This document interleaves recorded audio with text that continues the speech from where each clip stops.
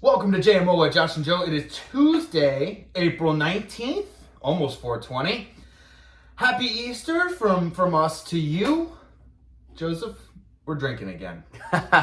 We sure are. We are back to drinking. All is right in the world. I am happy about it. Look, being sober was cool. It was fine. It was nice waking up every morning, having a clear head and everything. But it's so nice to wake up in the morning and crack a cold one. Just get the day started. I miss it. Getting the day started that way. Well, what do you do? Well, I usually kind of wait until after the day's over. That's what knocks off the edge a little bit of like everything that I've had going on with work and whatnot. It kind of lets those stresses go away. Gotcha. Okay. Oh, so see, I get rid of the stress immediately. You just wake up, crack a cold one. But anyways, it was a good Easter. We had a good time, did some family stuff. But yeah, let's get into it. We got some NBA talk. The playoffs are in full swing now. We got On This Day in Sports History, then some NFL talk. Joe here did a very, very good job of analyzing the NFL draft that's coming up. So we'll get his take on that. I'll chime in every now and then. Then we'll talk some soccer, and then afterwards we got some other sports news, not like anything specifically. We'll talk some baseball, maybe some golf. But yeah, the NBA playoffs are in full swing, man. We everybody always goes overboard and exaggerates the first game, but I like what I saw. One thing, the Nets-Celtics series, I want to start with that one.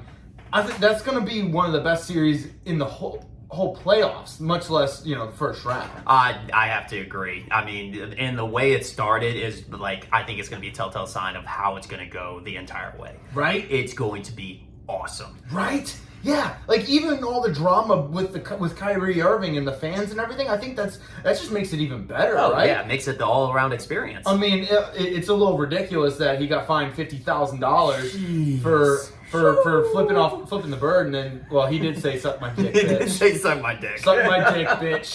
That was his exact words. But yeah, he gets fined $50,000 for flipping the birds and that, and then Eli Manning does it in the middle of an NFL game. I'm talking a Monday night game, dude, when everybody's watching nothing, just crickets. Yeah. Crickets. Yeah, no truer words have been said. That was good way to put it. But I love it, man. Like, and the best part was Kyrie, not only was he talking shit and like giving shit to the fans, but man, did he back it up, dude. Holy shit, he looked so fucking good. It was prime, like, Cleveland Cavalier Kyrie Irving. It was so nasty, man. Yeah. I love his look, everything he's got going. He's still so quick. Bro, it's gonna be a good series, man. Coming from an initial like Kyrie hater, just because I don't know, I didn't like all the hype that he was getting. He sure does back it up. Did you not like him because he thought the Earth was flat? Is that what it was? Because I didn't like him for a little bit. I didn't like him for a good 2 weeks after I found that out. Yeah, that's here nor there for me. Yeah. Okay. But let's see. Kevin Durant will have better games. I know this for a fact. Oh yeah. And I think Jason Tatum, he went out, right? Or did he foul out? Or what happened? I can't remember what happened. He went out to the last play of the game or something like that. I can't remember what happened. The most amazing part of the game. Yeah. Yeah. Really looking forward to that. I think that's going to go into 7 games, right? Oh, let's hope so. I mean, I think that would be the best for basketball, the NBA basketball, if that goes into 7 games. Oh. I mean, it's just some series are just, they're destined to go to 7 games, and right. I think that's one of them. And that's one of them. If it goes anything less than 7 games, then it's a disappointment. That's how good the first game was. Again, we're gonna completely overreact to the first game, which you should never do because that's just a rookie move. But hey, can we talk about that last play though? Yeah, talk about that last play. Wow, I mean, it was incredible. I mean, obviously Tatum's going to get the credit for an unbelievable spin move layup that he did to finish off the play, but I have to give some props to the defensive player of the year, Marcus Smart. Marcus Smart, right? I mean, the first guard since how long has it been? 95? Yeah. I think it was 1995. Who was it? Oh shit, I can't remember. But I know it was like it was the first guard in like 25 plus years to get it. Yeah. No, it'll come back to you. Don't worry. But no, he got. Actually, they were doing a great job of passing the ball. So basically, they were passing around. He gets the ball. He drives in a little bit, finds this just narrow window to pass it through for cutting Jason Tatum. Did he thread the needle? Oh yes, thread the needle. It was beautiful. Like I said, I don't think he'll get the credit he deserves on that one, but he set that up quite perfectly. Yeah. It was an awesome play. That I was pretty hammered during that game, so I don't exactly remember it, but I believe you. Hey, you deserve that. Yeah, I did 45 days with no alcohol, dude. It was fun. I mean, not really. It was after I got through the third week, it got better. The second and third week were the worst, but yeah. Oh, we had another what do you call it? Protester. Oh yes. She chained herself this time. The Elmer's glue was not enough for her. I don't think we talked about the Elmer glue last episode. Did we not? Was it after? It was after. Oh, okay. Well, the Elmer's glue. Yeah, it wasn't even like Gorilla Glue or Wood Glue or Super Glue. It was Elmer's glue. It was Elmer's glue. Like it was the shit was white. Like yeah. what did she expect to do? Did she expect to just stay there? I think she was expecting that, but I mean. Yeah, no, any good handyman would tell you that that's just not going to fly. I think any third grader would tell you that's not going to fly. Like, come on, Jesus Christ. The only time that actually works is when you're sticking two pieces of paper together. And honestly, it really didn't even work for our projects growing up either. No, they didn't. Elmer's glue is just shit that kids try and huff to get high. I don't know. They eat it sometimes. I don't know. Fucking kids are weird. Yeah. But yeah, that... Again, I'm looking forward. I can't wait. I wonder what the next person. If the next person sets themselves on fire in the next game, I am all in on whatever cause they are. I think the T-Wolves owner or something killed some chickens. Yeah, it was so basically the shirts that they were wearing, because both of those protesters were wearing the same exact shirt. It was Glenn Taylor, Roast Animals Alive. So obviously, well, PETA didn't have anything associated with it, but it was people that were kind of PETA lovers, you know, maybe. I don't know. People eating tasty animals? Yeah, that one. Oh, okay, gotcha. But, yeah, no, so I had to go look it up, and yeah, Glenn Taylor, owner of the Minnesota Timberwolves, and also the Minnesota Lynx, the WNBA, the WNBA as well. But gotcha. He basically, his farm, like, killed a bunch of chickens because of a bird flu. They were sick, right? Yeah, it was a bird flu epidemic or something, or a pandemic or something like that. But they were roasting them? I don't know, I guess.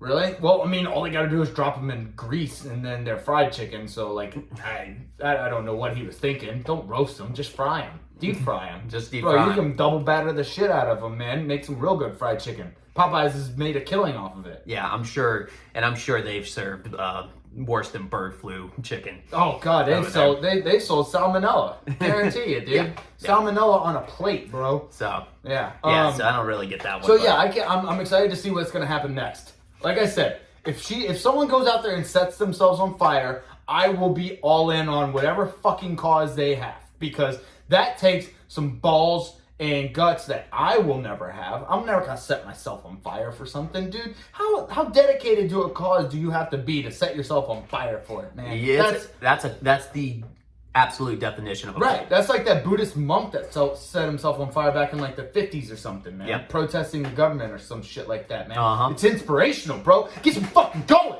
You know what else gets me going? Beer. Can you hand me a beer, please? That'd be mighty awesome of you. While you're doing that, I'm going to just go ahead and brag a little bit. I got all the play-in game picks correct. Did you really? Yeah. Every single... Oh, that's the best sound of all time. Let's just take a second to appreciate that. Right? All of my picks have been... They were correct. Now, here's the reason. I picked them, but I didn't bet on them. See, if I had bet on them, none of them would have been correct. Yes, That's what I need to do. I need to pick games and not bet on them. Then I'm gonna look like a genius. Yeah. Then I'm gonna look like a genius. So, let's go with let's see, the next one. The Warriors can't miss. Warriors are hot. They are back. They are big time back. And you know what? The Splash Brothers, I'm sure you saw all the memes. I've seen them all. The Splash Brothers, they invited another one into their group, and now it's a pool party. It's a pool party. Yep. Yeah. I mean, dude, Jordan Poole was just unconscious the first game. Yeah. Right? I mean, honestly, they knew that basically you're going to get your biggest splashes in a pool. So, you know, yep. Inviting Jordan Poole over, who does not lack confidence whatsoever. Oh no, that man is oozing confidence. Just straight oozing confidence. Like, bro, it's honestly, it's kind of admirable at this point. Like, it's like we talked about a couple of weeks ago, where you're just like, you don't know that you're supposed to be bad. Like, you don't know how good you actually are. So but you think you're just way better than you actually are. So you play like it, just out of sheer ignorance. Now, did you hear the post-game interview that he had where they were talking about Steph Curry missing the two tech free throws? No. So the interview, the commentator or interviewer asked him, basically, he's like, oh, so you were you were going off this game, and Steph Curry was the one that shot the free throws for the technical fouls, but he missed both of them. Do you think you maybe should have been the one to actually shoot him? He was like, no comment. I don't know. I think you with that you go with the sure shooter, but sometimes I don't know, man. You kind of want to go with a hot hand. Yeah, the hot hand. That's a coaching thing. The Warriors are cruising and the 76ers are cruising. Yep. I think that's also for the 76ers matchup. I think that might be a matchup issue. I agree. I'm also with that on the Nuggets, because I mean, if you think about it, like obviously without Murray, but like it's Jokic, and then like he's playing with scrubs. Like, even Aaron Gordon did not look good. I mean, like, appearance wise and just sheer playability. Yeah, you're very right. That hairstyle's got to go. It's got to go. It's got to go. It can look. Some people can pull that off. Aaron Gordon cannot pull that off. I feel like Julius Randle is a person that can pull that off. Yes, Julius Randle is absolutely a person that can pull that off. Aaron Gordon, he's too light skinned. Nope. You got to be darker skinned. I think that's a qualification. Yes. You have to be darker skinned in order to pull that hairstyle off. I'm no expert. This is just my opinion. Okay. But yeah, the 76ers look good. I mean, James Harden will ultimately choke. It might be in the Eastern Conference Finals. It might be the round before, but he'll eventually choke. Which is unfortunate for Embiid. Yeah, it is. But that's a testament to his conditioning program in the offseason. I mean, it just doesn't allow him to actually, have the stamina to actually finish up a full season. Correct. I absolutely agree. Yeah, you gotta train on the offseason if you want to make it through the playoffs, right? Absolutely. That's how it works. Let's see. Do you have anything else on those? I'm gonna move on to the net. I want to kind of get through these a little bit. I guess the one last thing I want to say about the Warriors is I'm getting a little nostalgia. Yes, from 2015. Yes. Yeah. Yes. Mm-hmm. I was thinking the same thing. The pre Kevin Durant era. Yes. I'm getting a little nostalgia. Dude. I like this team. I'm back on the Warriors train. Really? Yeah, I think I'm back on the Warriors train. Bro, I just talked to one of my buddies today, man. He was just like, as soon as he gets to Vegas, he's gonna, shout out Justin Luther. He's like, as soon as I get to Vegas, I'm putting in a future for Warriors. He's all in. He is all in, dude. I'm like, that's fine. They're just really small, and like I'm saying the exact same thing I said in 2015. I just don't think they have enough size. But hey, guess what? They won in 2015 with the size they had. Who's to say they won't win this? They got championship in their DNA. They really do. They're just champions. Steve Kerr, Steph Curry, Klay Thompson, Draymond Green, the whole lot of them. They're just champions. Yep. So, let's see. The Mavs snagged one without Luka. They did. That was huge because I seriously thought they were going to lose both games and then they'd be down 0-2, which that bodes well for an upset. Oh, definitely. I mean, Luka being out and just as much of a dynamic part of that team he is. Oh, he's an essential part. He's pretty much everything. He's the one that kind of gets all the other players involved. He's the big playmaker. I mean, what is he? He scores 30, 40 points a night. Yep. Yep. That honestly, that's almost half their points. Yeah, on some nights. Dude, it's insane. He continually, night in, night out, scores a third of their points. Yeah. That's just on average. So yeah, I think Luka will be back for Game 3. Maybe they were. I hadn't checked this. I haven't checked to see that, but yeah, they need him back soon. The Heat, they showed everybody why they were a number 1 seed. They soundly defeated the Hawks. Now again, we're taping this on Tuesday, April 19th. This is in the middle of the Hawks Heat Game 2. And it was a lot closer. We were watching it before we started recording. It was very close to being tied at halftime, which is when we left. So whatever it is right now, I'm not sure. But I think the Hawks just got a little overwhelmed. I think, again, like I said, I think the Heat are just showed everybody why they're number 1. Yeah. They're a very good team. And I'm talking on both sides of the ball. Honestly, you know where the credit's got to go? Where? It's got to go to Spoelstra. Oh, he's a phenomenal coach. Absolutely phenomenal. I was skeptical about him at first, but I think it was because of the situation that he inherited with the LeBron James effect. Yeah, all the egos and the big stars, and but I didn't realize how good he actually handled that situation until now. Now he doesn't even have the big name stars. I mean, he's got Jimmy Buckets. He's got Victor Oladipo and Bam Adebayo and Kyle Lowry. So he's got some decent names. I mean, even Tyler Hero and Duncan Robinson are even really good. But yeah, so he's got decent names. But but is Tyler Hero and Duncan Robinson as good as they are not on the Heat? Well, probably not. Probably not. You're probably right about that. And a lot of that team is undrafted. You look at those players, and a lot of those players are undrafted. Yep. Very So true.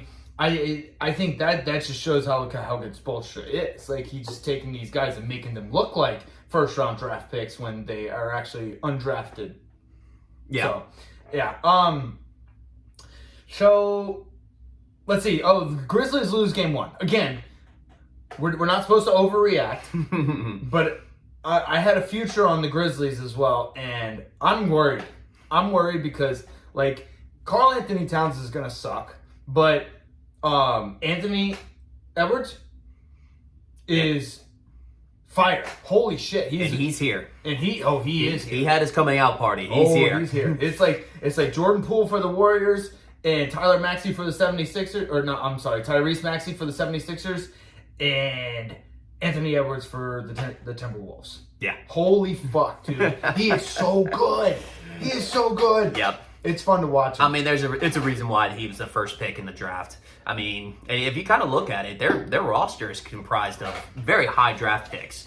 Karl Anthony Towns, Anthony Edwards, and D'Angelo Russell all were first, and second round picks respectively. Mm-hmm. Yep. I don't know, man. I'm all in on the Timberwolves. I flipped the switch again. Like I said, this is not good. You don't overreact on the first fucking game, but I'm all in on the T-Wolves. Yep.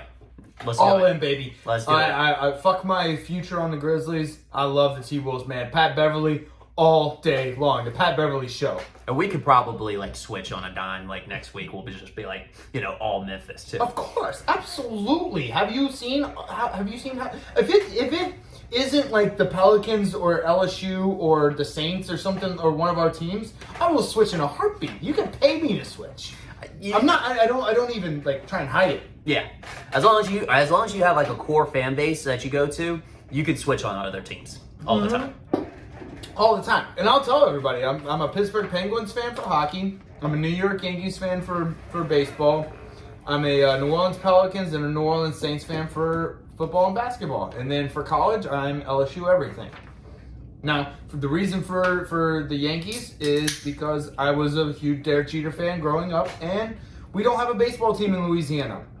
Also, the reason for the Pittsburgh Penguins, nobody watches fucking hockey down here. So whenever I moved up to Ohio, it was Ohio, but right next to Pittsburgh, Pennsylvania. It was about 30 minutes west of it. That's when I started watching hockey. And Sidney Crosby was doing his thing. They won the 09 Stanley Cup that year. And I was like, dude, hockey's pretty cool, man. I like it. Hockey's pretty cool. So there you go. Do you have anything else on the NBA playoffs? We'll go through the awards here quickly. Yeah, no, I'm good on the NBA as far as the NBA playoffs. I'm excited to see what comes up next. I think we've got some good matchups even in the first round, and we'll see how it goes. Playoffs in general are just fucking awesome. It's much better basketball. Much better basketball. All right, so let's go through these. Let's start with Coach of the Year. We'll start at the bottom of your page here. You got nicely printed out. He got a new printer, so now he's been using it, and it's awesome. But he just some things just don't change. When you become when you're a kid, when you get a new toy, you always got to play with it early on. When you get an adult, you just get different toys. Right, they're more expensive toys. But you still play with them early on. Right. So I guess the top three you have here is Taylor Jenkins from Memphis, Eric Spoelstra from Miami, and Monty Williams. So this is the finalized list. This is the finals. This is what they're going. The voters are going to be choosing. Gotcha. Between. Well, the voters have already chosen. Yeah. Well. Yeah. Right. But this is what they had to work with. Okay. This is what we're going to choose. This is okay. Taylor Jenkins. I'm going to go with Taylor Jenkins, man. The job he's done at Memphis has been just absolutely astonishing. It's awesome. And then he's like, I think John Morant's going to get the most improved player, but we'll get to that too. But I think the way he's handled that team has just been incredible. No, he's good. He's definitely good. I mean, you got to pay tribute to all three of these guys. I've already said my spiel about Spoelstra. I think he's a fantastic coach, but I don't know. Just like the record-wise with Phoenix, what they've been able to do, especially having the same record for home and away. Yeah. I don't know. You got to go with Monty Williams. All right. That's fine. It's okay to be wrong, but it's okay. Well, let's see. Sixth Man of the Year. This is my favorite award. This is a fun award. Yeah, this is one of my favorite.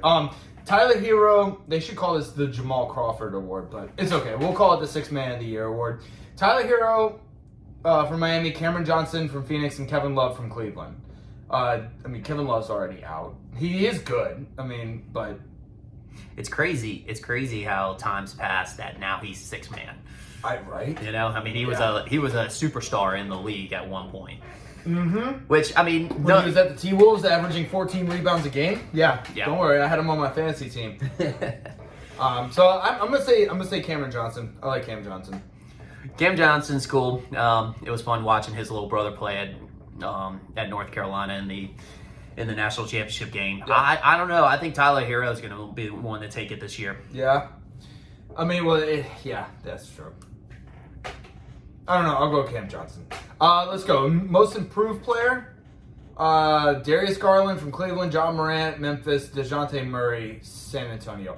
Who you got on this one? I got John Morant, but I feel like that's the obvious pick. I want to go Darius Garland. I love Darius Garland. I think he's been absolutely incredible at Cleveland, and just the jump from last year to this year has been. I think it's been more than John Morant. Like, everybody knew John Morant was good. Like, they saw the makings of it last year. Mm-hmm. He just exploded onto the season. Exploded this season. I just think Darius Garland had the biggest jump. Yeah, I think it's the biggest increment of improvement from Darius Garland. I'd have to agree with you on that. Because, like you said, John Morant, we already kind of saw he was being a superstar coming into his own last year. This year, Darius Garland, not many people were really thinking he or Cleveland was going to be anything this year. Remotely good, yeah. And I know Cleveland's out of the playoffs at this point, but what they did this year was nothing short of remarkable. Dude, they were a scrappy team. I loved it. Yes. It was awesome. Let's go Rookie of the Year. Scotty Barnes in Toronto, Cade Cunningham in Detroit, and Evan Mobley in Cleveland. To me, this is an easy, obvious one. Evan Mobley, he was incredible. Do you like Scotty Barnes? The other two were really good. Cade Cunningham was the number one pick. it sucks that he was with Detroit. That's what I'm just saying. Were a Like, bad team. He just drew the short end of the stick. Scotty Barnes is a player. Oh yeah, he's nasty. Scotty Barnes is definitely a player, but I love Evan Mobley. I would have to say Evan Mobley too. I'll have to agree with that one. And it might just be a product of him being on the Cleveland. Well, I mean, Toronto made the playoffs. I get it, but like they're just getting manhandled right now by oh my god, 76ers. By the 76ers. I don't know. It might be also that I've seen more of Evan Mobley, but I say Evan Mobley on this one. We already know who won Defensive Player of the Year. Marcus Smart, first guard, like we said earlier, since 1995. Yep. It still hasn't came back to me, so I have no idea who won it in 1995. That's all good. But yeah, apparently Bam Adebayo thinks he got robbed. I mean, he could make a good point on that. I mean, but he didn't even make the top three. We got Mikal Bridges, Rudy Gobert, and Marcus Smart. Yeah. I don't know. I like the fight, you know, and not settling. Not just gonna settle like, oh, you know, I just didn't make it this year. It's like, no, bitch, I think I deserve to be here. Right. And the let's see, and the most important one, MVP, Giannis. Yeah, okay. Unfortunately, I think it's going to be Nikola Jokic again. We have Nikola Jokic at Denver, Joel Embiid in Philadelphia, and Giannis Antetokounmpo in Milwaukee. I think it's going to be Nikola Jokic, but I want it to be Joel Embiid. I think it should be I think it should be Joel Embiid. But you have a future on Giannis. That's why you want it to be Giannis. It's going to be Giannis. Okay, yeah. I mean, here's the thing. There's a legit, like, you can say... They all have an argument to be MVP. Like, you can make the argument Jokic, Embiid, and Antetokounmpo to be MVP. I just think, I mean, he's the first center to win the scoring title since Shaq in 2000. You know? Yeah, nice pronunciation of Giannis's name. I'm not going to say it because I'm going to botch it, but well done. Thank you. All right, that was we spent a lot of time on the NBA, but I mean it is the playoffs, so it's the most important time of the NBA. Let's go through on this day in sports history real quick. Do you have yours or? Yep, I got mine. What you got? All right, for my OTDISH, let's. I got yours. I got the same ones. You got the same ones? No, no, never mind. I have the. All right, just say yours. And then I'll go with mine. I brought like 4 of them. Okay. All right. Bringing them to the table.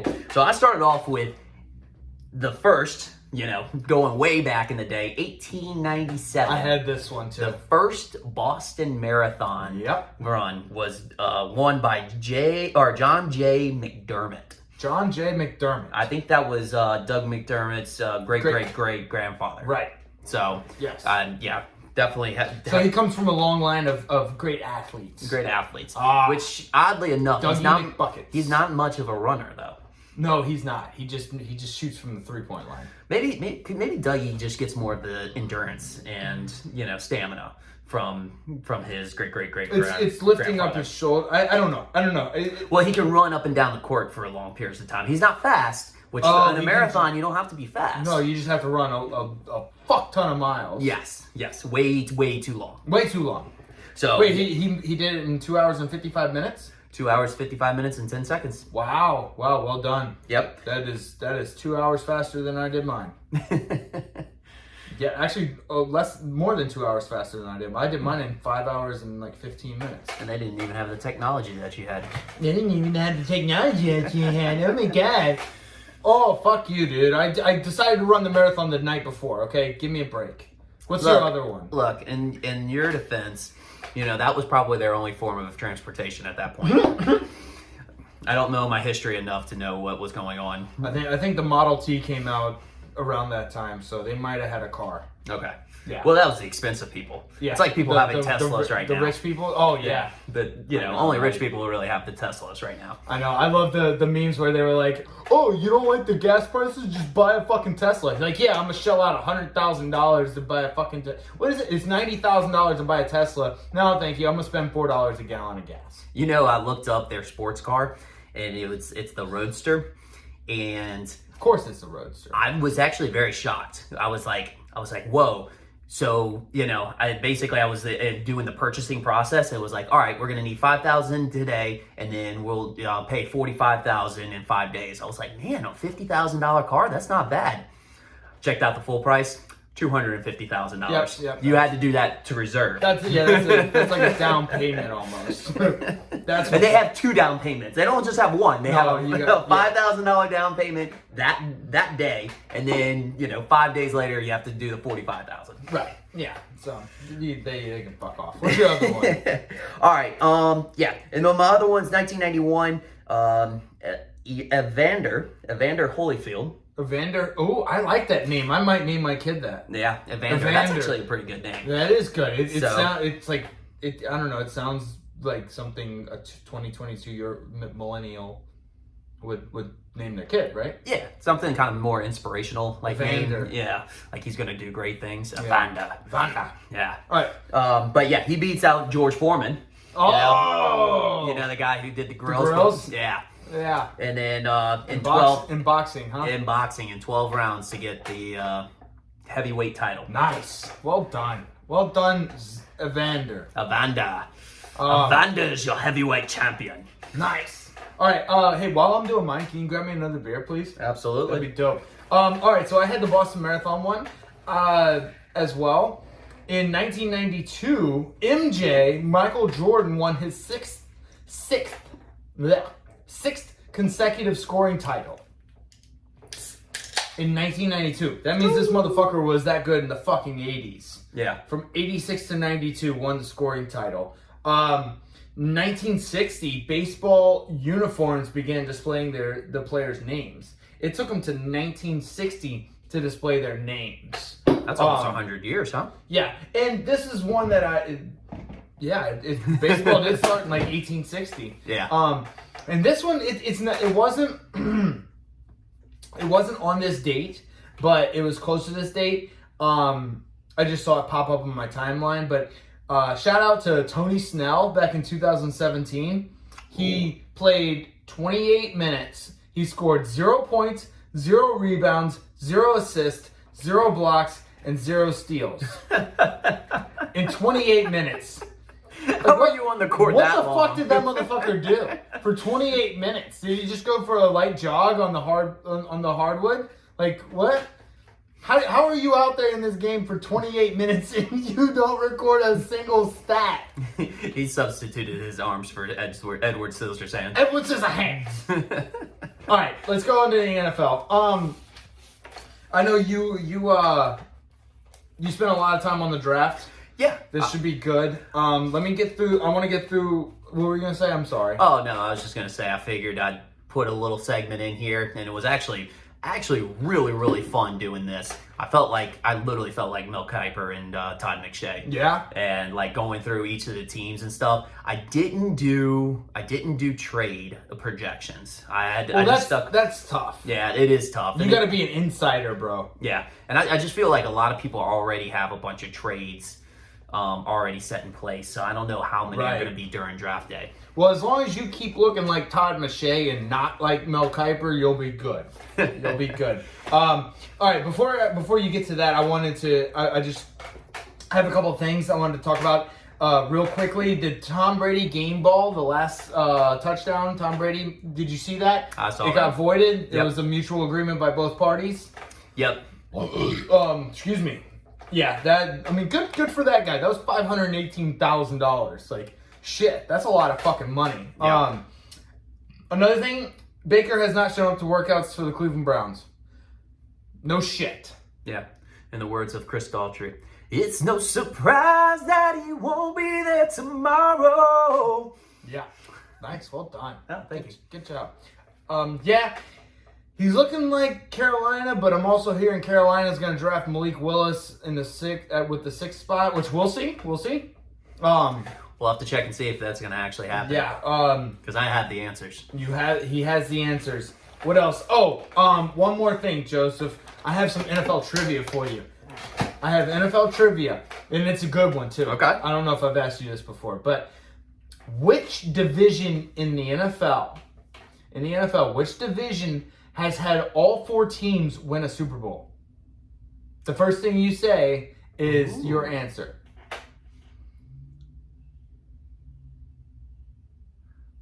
Jeez, I hate to do dead air, but I'm thinking. No, it's okay. Each team in that division has won a Super Bowl. And I'm not going to give you a hint. No, I can. I gotta be able to figure this out. No, you can figure this out. Just go through each one. I know it's dead air. I'm gonna talk about my beer. Let me know whenever you're ready. All right. You got it? No. Just... Okay. The beer I'm drinking is it's brewed by Gnarly Barley. It's a local beer in Hammond, Louisiana. It's a juicy IPA. It's very good. Very good. Well, I've been getting into IPAs recently. Yeah, I'm gonna grow my hair out long. Well, if I could grow hair out, I would grow my hair out long and stop wearing deodorant because I drink IPAs now. But yeah, Joe, what you thinking, bud? Golly, this one's tough. If you want a hint, I got you a hint. I can narrow it down for you. Ooh, yeah. Give me a hint. It's in the NFC. Is it the NFC West? No. That's what I thought. That's what I thought too. It's the NFC East. The Beast. The Eagles, the Giants. I thought the Eagles had. Oh, the Eagles just recently. They just won one. Come on, Joseph. You know And this. then obviously the Cowboys. Yeah. And then the Commanders. They were the Redskins at the time, but the Commanders won it in the 80s. They won one in the 80s. I should have known. The NFC Beasts. All right. Anyways, all right. Let's get to the draft. I'm very excited to hear what you got to say. You have the floor, bro. Let's Okay. go. Awesome. All right. Well, as some of y'all might know, and I'll let you inform you as well. The draft is coming up next week. You know, so it's going to start Thursday, April 28th. April 28th? Yep. Thursday is going to be the first round. Second round is going to be the next day on the 29th, that Friday. That's going to be the second and third round as they do. And then the last day, which is going to be that Saturday, the 30th, is going to be rounds 4 through 7. It's kind of the typical. Is that how they do it? That's the typical format, how they do it. So they've been doing that for a little bit for the last couple of years. I like that format. I think it really kind of profiles the first round. I like having the first round on one day. Yes. I mean, because that's when most of your people are going to tune in anyways. That's what they like to see. And then also I like that they started profiling the second and third rounds because you get some really good players. Dude, in those Alvin rounds Kamara was in the third round. Yep. And there's plenty of people. I mean, plenty of guys I'm not even talking about that have been in the second and third rounds too. I'm just saying. Kareem Hunt. Yep. No, we could go on and on. Yeah. But okay. Alrighty. Well, so I'm basically what I did was I was actually able to come up with a mock draft of the first round. I only did the first round. Obviously, not everybody has. That's fine. If I was doing this as a full-time job, yeah, I would be doing 7. I'd do 7 rounds. Right. I'd do 49 rounds. You know. If you were getting paid Todd McShay money and Mel Kiper money, you'd do. Actually, you should do it anyways. But yeah, right. For now, let's do the first round. It's a time restriction. So basically, I'll go through some of the big picks. I mean, I could go through everything, but I'll probably highlight the big picks and then just kind of skim through the other ones. Yep. Holy shit! You printed out a fucking page. Yeah. Look, show the guys. This is the draft, the 2022 draft, the first round, and then he wrote down all of the names.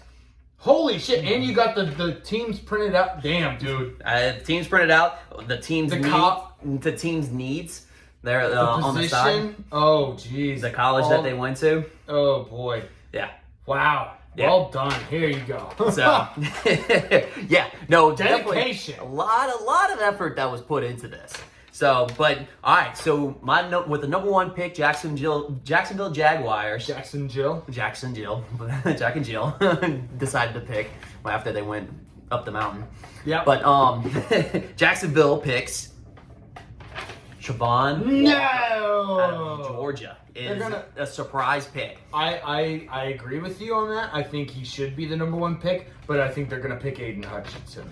Aiden Hutchinson's been the safe pick all around, and he still might be the pick, but Travon Walker has gotten tremendous amount of height the last couple Is that weeks. the guy who ran an insane 40 time? This man is 272 pounds and ran a 4.51.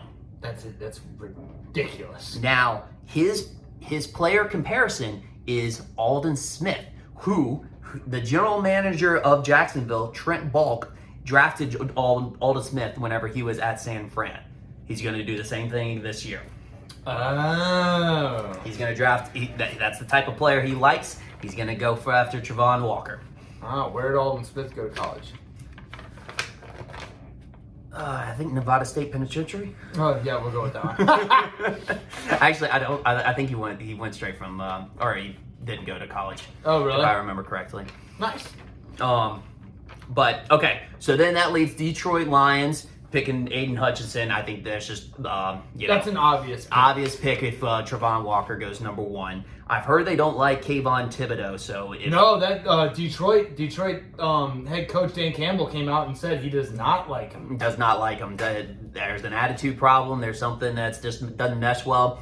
And Dan Campbell, he seems more of a guy when he's dead set on somebody, and it's like there's a certain criteria, and if it doesn't meet that criteria, boom. He don't take no shit. No, he doesn't. Dan Campbell don't take no shit. And I've got they've got the last pick in this round as well. I'll circle back around and say kind of my 2 cents that kind of relates to that as well. Okay. All right. Well, I'll go through the next ones kind of quick because 2 of them are offensive linemen and no one cares. So Houston Texans picking Evan Neal out of Alabama. I wish the Saints could get him. I would love it if the Saints would trade up for him. Yeah, but I would if the Saints were going to trade up, I would say the offensive lineman, not a quarterback. No, Evan Neal for sure. New York Jets picked next. I got them picking Kayvon Thibodeau. Yeah. I think at that point there's just too much value there, and that's actually it's a need for them. So here's the thing: I kind of like when those players have an attitude. Yeah, and I think Robert Saleh is one of those coaches that can keep those guys in check. You think so? Yes. The Jets offense is, if they get AJ Brown, they're looking, because they got Elijah Moore, they got Braxton Berrios, they're looking good offensively if Zach Wilson can develop into his own. Well, let's say if AJ Brown is going out, apparently word is they actually are working on a deal, and they probably will get a deal done. Yeah, I figured it would, but it's drama. It's fun to like fantasize, like if you're a Jets fan, because like we got a couple of friends that are Jets fans, and like I don't really give a shit because they're in the AFC and I never have to fucking worry about them, but it's cool to root for my friends' teams, Of course, unless it's. You got your boys back. Yeah. Unless it's the Patriots. In that case, sorry, Andy Barblick. Not really, though. All right, next up, we got New York Giants, who I've got picking Charles Cross, which actually is a big jump because he actually jumps up in North Carolina State's offensive tackle on most boards on this one. But the rumor is that New York Giants are very, very high on Charles Cross. I think they do a big time move, end up drafting him a lot earlier than what he's projected. They need an offensive lineman, right? Yes, they do. They definitely do. Then I've got number 6. I went against my word on this one, and because I was gonna say, especially based off the talent, that there wasn't gonna be a quarterback picked in the first 15 picks. No! I had to turn around on that. And that's only because Matt Rule is in a hot situation right now. So he's got to do something. And He does not have a second or third round pick. And Baker Mayfield's not it. And Baker Mayfield's, let's put it this way, he's already getting conflicts with his team about that. Bro, Robbie Anderson was already saying no. Robbie Anderson has denied that. He said no. So, I've got Malik Willis is going 6 Carolina. I think you should stay strong, bro. I mean, look, let's put it this way. They go for it. I mean, I don't want them. I don't want them either. I don't want any quarterbacks. I I don't want any of these quarterbacks. So, Giants pick up again on number 7. I got them picking up Kyle Hampton out of Notre Dame. He's awesome. He's a great safety. And also addresses a need after Landon Collins leaves. Yep. I got the Falcons picking up Garrett Wilson. I think a lot of people are trying to project a quarterback going here since they have Mariota, but I mean Mariota's got to throw to somebody. So I think they go wide receiver. What the fuck? I would honestly, I would pick Drake London over him. I'd say Drake London. Well, Drake London's coming off of his injury. So yeah, but I might even go Olave. I'd say Olave, which I hope they pick him because that means Olave is going to drop to the Saints. Yeah, well, he could. More about that. Okay. But Garrett Wilson actually is the more talented one out of the two from Ohio State, but they're both really, really talented. Time will tell who's going to actually be the better one. Yeah. So then Seattle comes up at number 9. A lot of people got them picking like a wide receiver, or are they also thinking about a quarterback as well? I got them picking Nakobe Dean out of Georgia because Bobby Wagner's gone. Bobby Wagner's gone. That's a good pick. I mean, that's been a field general for Pete Carroll and his defense for quite some time. And that's going to be a big hole to fill up. I think Nakobe Dean's got the talent. He's a monster. He is a monster, dude. That Georgia defense, like up and down, was just fucking phenomenal. It sure was. And then I think I got your favorite player in the draft, Ahmad Sauce Gardner. The sauce, baby. Cincinnati. Some people have got him projected higher. I've got him going to the New York Jets' second pick. What did they have him going to the Jets' first pick? Is that what it is? No. Honestly, some people have had him projected as high as the Lions picking him. I mean, he's fucking nasty, so. He is good, but I just can't see Lions picking a cornerback with that number 2 pick. Yeah, it's tough. But anyways, edge defenders are way more valuable in the draft than cornerbacks, and especially if it's a deep cornerback class like it is right now, you don't pick that with that high of a pick. Yeah, I mean, I like how I like the sauce, but I still think Derek Stingley's the best cornerback in the draft there.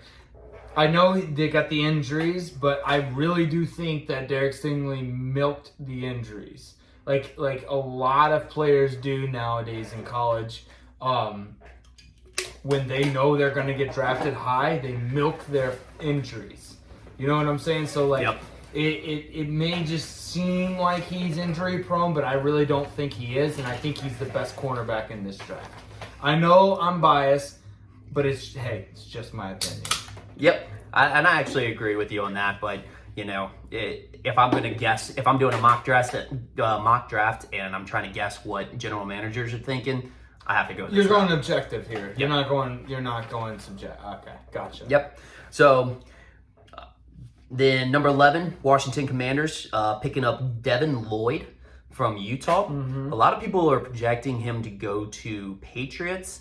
I think he's got a little bit more talent, and there's way much more of a need for the Washington Commanders. If you look at their roster, inside linebacker is just absolutely bare. Well, because they have like a decent defense. Like their defense is pretty good.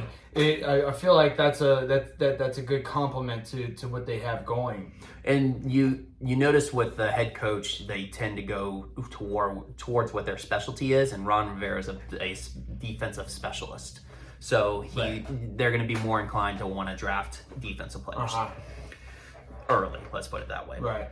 And then, so number 12, I got Minnesota picking up Derek Stingley. Yeah. Yep. I mean, that's what Mel Kiper and Todd McShay were doing too. That's what most people. Honestly, that's the thing. Most people have said if Derek Stingley falls to 12, Minnesota's not going to pass him up. Fuck no. I mean, they've had way too much success with LSU players, and Danielle Hunter, Justin Jefferson. Now they just got Patrick Peterson. Who could be a mentor to Derek Stingley. Oh. It just seems way too much like a match. Yeah, so yep, me, Mel, and Todd, we're all the same, on this one. On this one. Yep. All right, Houston Texans got their second pick in the first round, picking up Jermaine Johnson out of Florida State. Ultra talented defensive end. Yeah, he's very it's good. a big time need for him. Very good. They weren't able to pick it up with the first pick, but Evan Neal was too good to pass up at that point. So they are able to snag their defensive end at that point. Baltimore Ravens pick up Trent McDuffie out of Washington. Pretty good cornerback. Also fills up the very major need.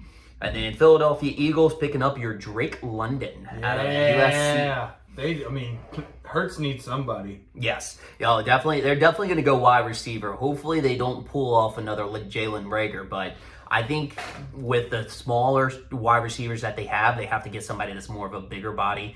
Drake London's going to fill that Drake need. London's going to be it. Yeah. Yep. All right, who you got New Orleans picking? New Orleans picking up their first in the first round. New Orleans, number 16, picking up Trevor Penning out of Northern Iowa. Yep, the offensive tackle? Yes. Yeah, I big, agree. huge need. Have to get an offensive tackle after Teron Armstead left for Miami in free agency. Yep. Big time baller. This guy is very mean, good. Very mean. Just plays just like a bull. Pancakes. So then after that, number 17, LA Chargers pick up Akeem Ikwanu. Ikwanu. Yep. He out of North Carolina State. He's good. I didn't like the grade that he got during the year. And I think a lot of people are basing him on the big boards out of projection. I don't know how. I think he's going to drop just a slight bit, which he drops. Do you think maybe playing at NC State may have because he's still in the ACC. He's still in the ACC. He's still got the competition, so that's not a big issue. But I was looking at, like I said, I looked at his PFF grades. And over the season, you would have looked at his PFF. Yeah, I looked at his PFF grades over the season. Nice. They weren't great. So they're basing his draft status on like his size and just like his attributes. So Gotcha. I don't know. I want to see some film. I think that's what some general managers are going to be like. Hey, you know what? I want to see the kind of film for you first. And right. But all right, then Philadelphia Eagles pick their second pick in the first round. They're going out with Daxton Hill out of Michigan, a safety. The safety. Yeah, their secondary needs some bolstering up. This guy has actually been compared to Eric Berry. Yeah, I heard that. I'm like, I love when like these analysts just go straight to like whoever they want in like these ultra talented guys. Like it's like, oh, this is the next Eric Berry, or I get what they're trying to do, but I think they exaggerate it sometimes. I mean, it's just to appease the audience. Yeah, I agree. I don't think he's gonna be the next. I mean, like he might be the next Eric Berry. I don't think so. I think what they're doing is just more of his style of play. Yep. Might be like Eric Berry. It's just deceiving, You're like, oh, this is gonna be the next Eric Berry. I don't think he's that good. But he might surprise me. He's got some good tape. Yeah. We'll see how it goes. All right, New Orleans picking their second pick in the first round, going with Jameis Williams. No. Jameson Williams. Jameson Williams. No. Alabama. Yes, I think you got to go with somebody that's going to take the top over the defense. I honestly think Jameson Williams was the best player in college football before he got that injury. I mean, he was nasty. I'll give you that. I would rather Chris Olave. I think he's my favorite receiver in this draft. Yep, I didn't do you any favors on that one, but no, you didn't. But Alabama was not the same football team without Jameson Williams. You're not wrong. But I still would rather Chris Olave. But that's we'll see. This is what's fun about this. We'll see. We'll see how it goes, and then we'll see who ends up being right after they're drafted. Yep. All right. Pittsburgh Steelers picking number 20, picking their quarterback. Kenny Pickett. Kenny Pickett. Yes. They ain't too much of a match right here. Dude, I know. Too much of a match. He went to college at Pittsburgh. I mean, the fans will definitely love him. There's definitely a need now, with the saddening loss of Dwayne Haskins. And I mean, Mitch Trubisky was going to be a bridge quarterback anyways. That's how his contract is set up. So I mean, this is the opportunity. Right. And if Mitch Trubisky, I did see his contract, Mitch Trubisky's contract. It is a bridge quarterback situation here. Yep.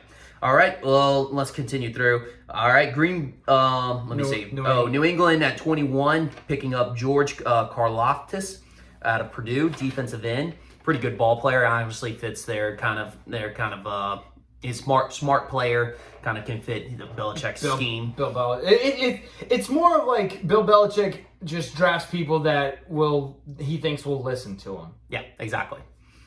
And Green Bay Packers number 22, Chris Olave, gets picked off the board. I mean, they got to go wide receiver after trading their best wide receiver. So I think the wide receiver kind of falls to him. Arizona Cardinals also draft a wide receiver, Jahan Dotson out of Penn State. Interesting. I like that. I like that. Short guy with a lot of speed, trying to replace Christian Kirk. And get another speed complement with Rondell Moore when they have two already big body receivers and AJ Green and DeAndre Hopkins. I think this fits the mold right here. To complete that receiver corp that Cliff Kingsbury has to have. Has to have. Yep. Then Dallas Cowboys pick up Arnold Ilokiti. Another Penn State guy, defensive end, just raw talent, talented guy, good fit to replace Randy Gregory on the line as an edge rusher. Buffalo Bills, Kaiir Elam out of Florida. This guy's been rising in the draft on the draft boards quite recently. Got ultra talented, also fits a need for the Buffalo Bills. Tennessee Titans at 26, Zion Johnson, offensive guard at Boston College. Tampa Bay Buccaneers go after Devontae White out of Georgia, defensive tackle to replace Ndamukong Suh. Is it Wyatt? Yep. Green Bay Packers in their second pick, I got picking up David Ojabo. Out of Michigan. Yeah. This guy was projected in the top 10 for quite some time. I remember hearing his name. I think he just had he also got overshadowed, right? Well, he also got injured in his pro day.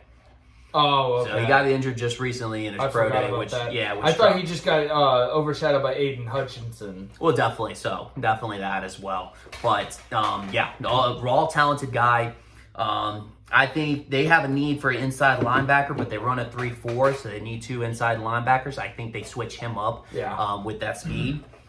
Kansas City has back-to-back picks where they pick Christian Watson out of North Dakota State. North Dakota, eh? North Dakota, eh? North Dakota. This guy matches the profile of a Andy Reid wide receiver. This guy is 6'2" and runs a 4.38.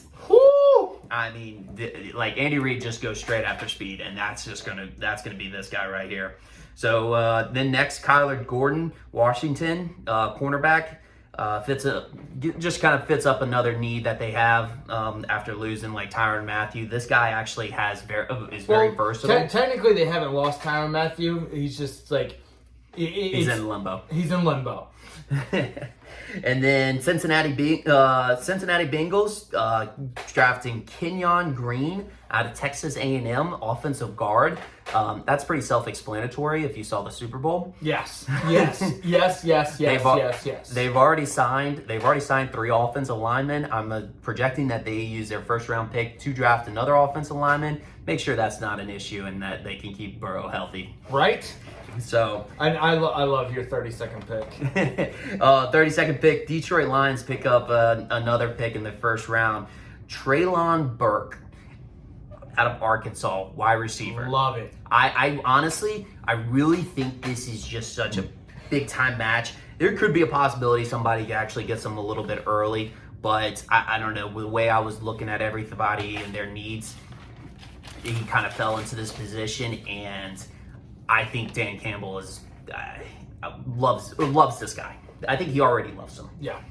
And Dan Campbell strikes me as the guy that like it's like the first impression is a lasting one type of guy. So like if you have a good first impression with Dan Campbell, he will love you forever. Well, also if you're a tough guy. Yes. He likes tough guys. That's what I'm saying. Like his first impression of him is a tough guy. Yes. Can you give me a beer? Mm-hmm. That'd be mighty dope of you. But yeah, no, that's what I'm saying. He's one of those old school guys that just his first impression of you is a lasting one. Yeah. And they already got Amon-Ra St. Brown. Amon-Ra St. Brown. Yep, Amon-Ra St. Brown, who's more of a kind of a shiftier guy. And then Treylon Burks, big body wide receiver who can also run block very, very well. Very physical guy. Yeah, Dan Campbell's already in love. Love it. All right, well that was Joe's his mock draft. Yeah, mock Because draft. fuck Mel Kiper and Todd McShay. This is the real mock draft. This is where the real shit happens. Well done, dude. You put in some time and effort into that. You have any more NFL stuff before we get to Talkin Soccer?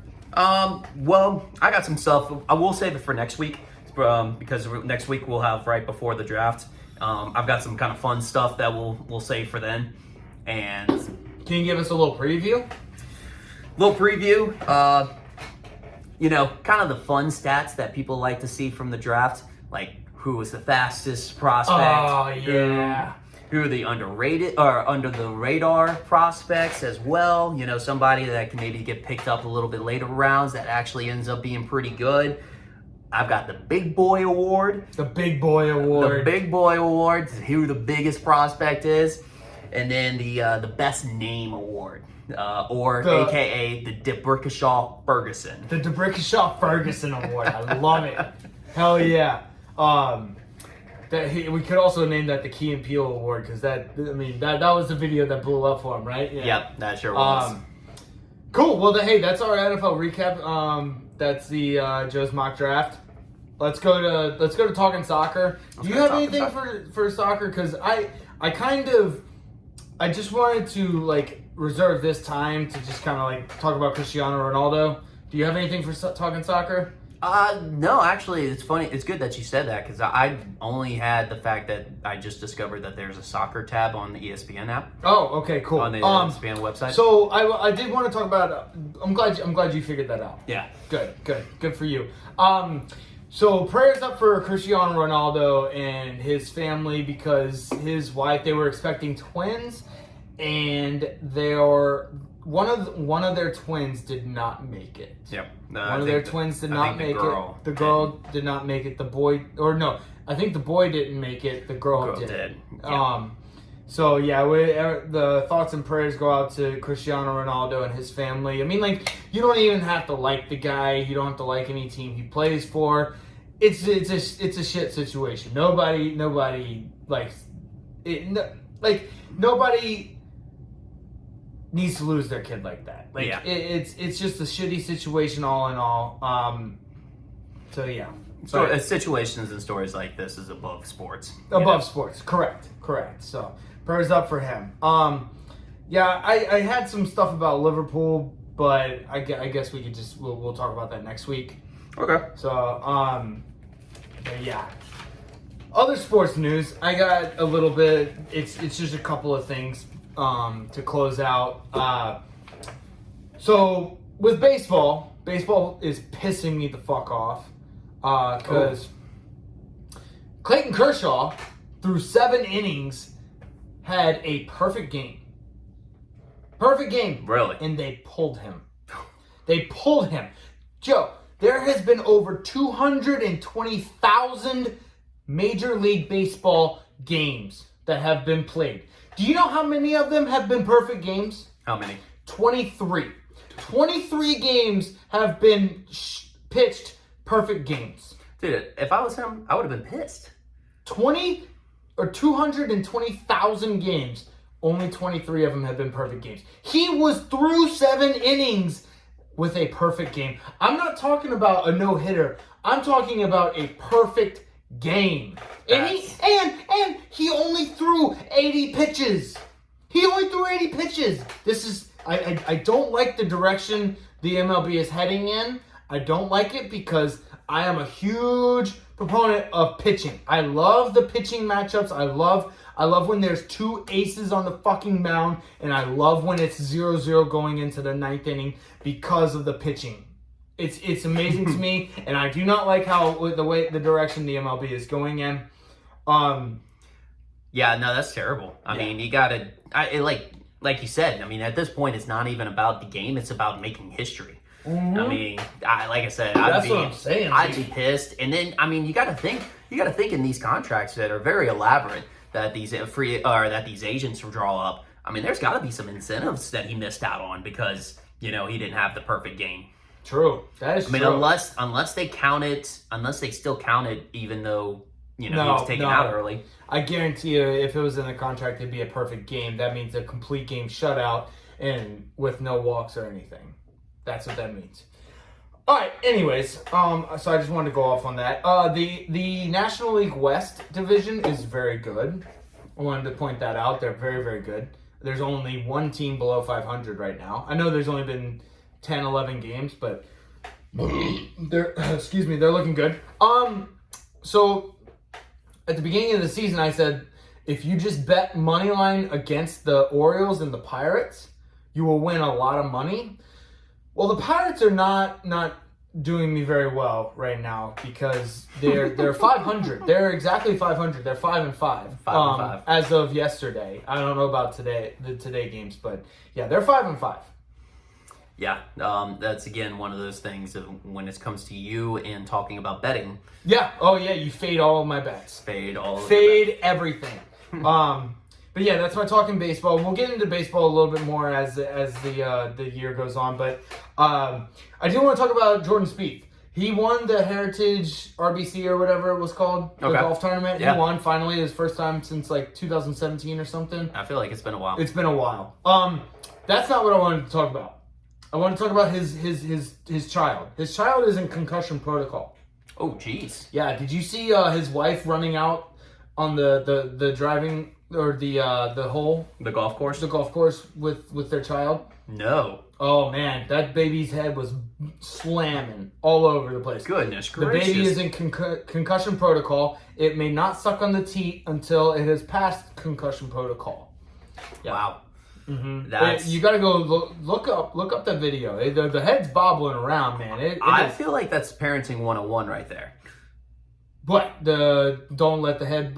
Yeah, don't let your baby's head bobble. Right. Yeah, they don't have any control over the neck, right? Yeah, exactly. Yeah, okay. All right, well, yeah, Jordan Spieth's on the hot seat. His baby has a concussion. So wait, you're telling me that she was running out onto, I'm assuming, for celebration. Yes. Oh, running out to the field for right celebration. So she's favoring money over her kid. Oh. Because she knows how much he made by winning that tournament. Right. I mean, I'm not saying just like no, it's exactly, okay, yeah. But I mean, I'm just saying what it looks like. You got a point. You got a point there. But you got anything else, man? Let's wrap up. Just to wrap up with everything, I would have to say maybe the football is back. Football's back. Oh yeah, the draft's coming up. Well, no, also the USFL and the Fan Control League were both. T.O. scored a touchdown. 50 years old, and he scored a touchdown. 48 years old, but almost yeah. Terrell Owens scored another touchdown. He is so happy. Yeah. That's his happy place. He looks fucking good. Yeah, he does. He does. When I'm 48, I want to be looking like that. Same. I agree. So, but yeah, we'll have to do a little segment, kind of recap on how that's going. Yeah, we'll do it a little bit after the draft and see if it lasts longer than the XFL and the other football league. Yeah, but yeah, you got anything else? I think that's about it. All right, a little motivation for y'all to send you out. Let's see. Oh yeah, let's do this one. It's from Wolf of Wall Street. The only thing keeping you from achieving what you want in life is the bullshit story you tell yourself as to why you can't have it. Love y'all. Love you.